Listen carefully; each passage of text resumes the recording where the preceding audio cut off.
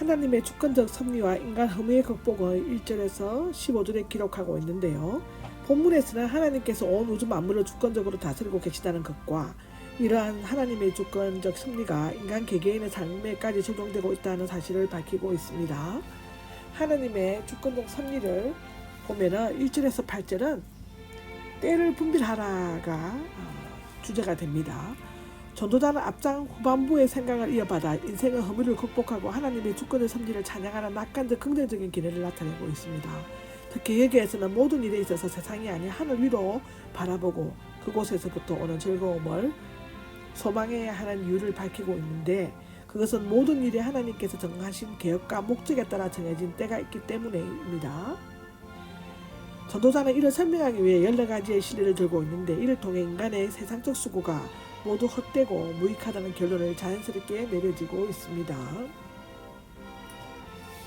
여기에서 1절과 8절을 정리해보면 이렇습니다. 첫째는 세월을 아껴야 하고, 두 번째는 시기를 분별해야 하고, 세 번째는 준비를 잘해야 한다는 것으로 알려져 있는데요.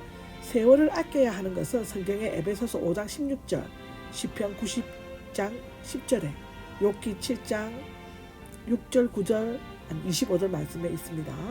시기를 분별해야 하면 성경에 누가복음 21장 34절에서 나오고, 로마서 13장 1절에서 14절에 나오고요. 마태복음 25장에도 나옵니다. 준비를 잘해라고 하는 성경의 기록은 마태복음 25장 1절에서 13절까지고요. 베드로후서 3장 11절에서 12절에도 나오고, 데살로니가전서 5장 4절에서 8절에도 기록하고 있습니다. 전도서 3장입니다. 앞서 전도자는 인간적인 지혜와 쾌락, 수고가 헛되며 해 아래 인생들에게 필연적으로 닥쳐오는 허물을 극복하려면 절대자이신 하나님을 경외하고 그와 인격적인 교제를 나누는 것으로 말한 바 있는데, 본장에서는 하나님이 없는 인생의 허무함을 일반적인 논리로 설명하면서 인간 만사의 헛됨이 필연일 수밖에 없다는 전제하에 그 논리적인 근거와 필연성, 그리고 그것을 위한 삶의 원리를 제시하고 있습니다. 그 이유는 인간의 모든 활동은 하나님의 절대적 주권과 포괄적인 계획에 의해 전고되어 있기 때문입니다. 인간의 허무가 9절 10절에 나오는데, 앞에 14가지 대구 형식의 예정을 통해 얻은 결론으로서 하나님의 주권과 해 아래 인생에 대한 섭리를 인정하지 않고 자신의 의지와 능력만으로 세속적인 낙을 누리려는 모든 시도가 참된 미혹을 주지 못한다는 사실을 강조하고 있습니다. 또한 전도자는 인간사를 깊이 생각하며 살핀 결과 하나님께서 인생으로 하여금 수고해야만 먹고 살 수 있도록 정하셨다는 진리를 깨닫게 되었는데요.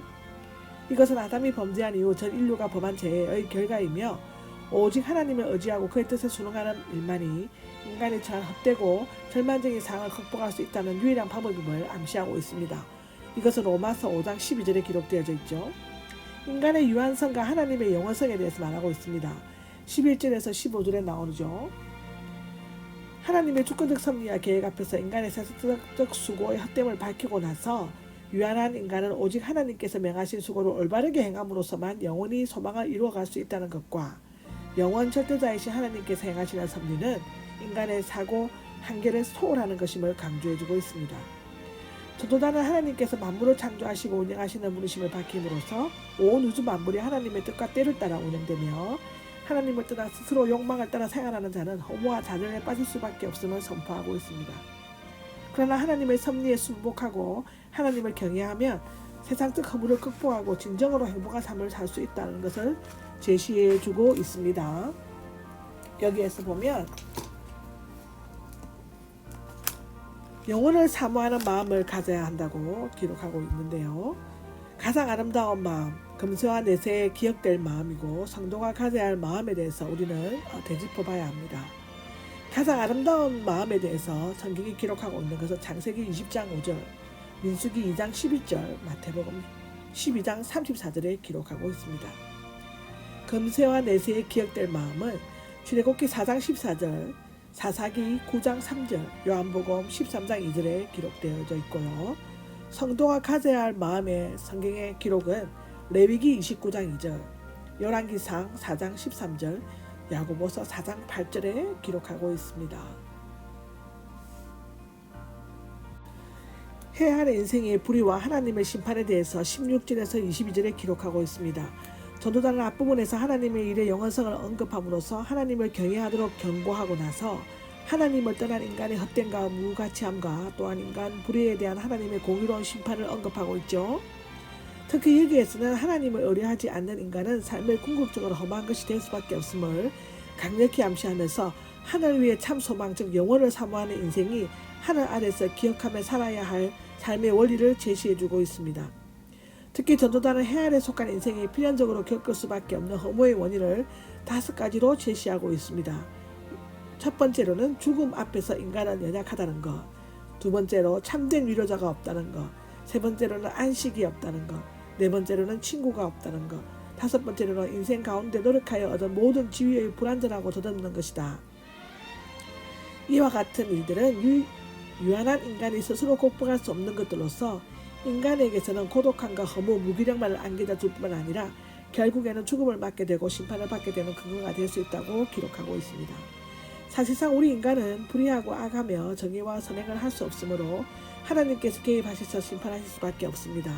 이 심판은 오직 하나님의 때에 이루어질 것이지만 이 심판의 때는 불확실하죠. 그런데 공의를 집행해야 할 법정은 불의로 가득 차 있고 모든 인간은 짐승과 동일하게 죽음을 맛보게 됩니다. 더욱이 의인과 악인이 똑같이 흙으로 돌아간다면 인간은 가장 비참한 존재가 될 수밖에 없을 것입니다. 특히 해 아래 인생을 모든 것이 헛되다 라고 표현한 것은 하나님을 의뢰하지 않는 인생의 무의미한 실체와 덧없음을 분명하게 나타내 보여주고 있습니다. 이러한 사실은 하나님의 절대적인 섭리에 대해 회의를 품도록 해 주었습니다. 아멘.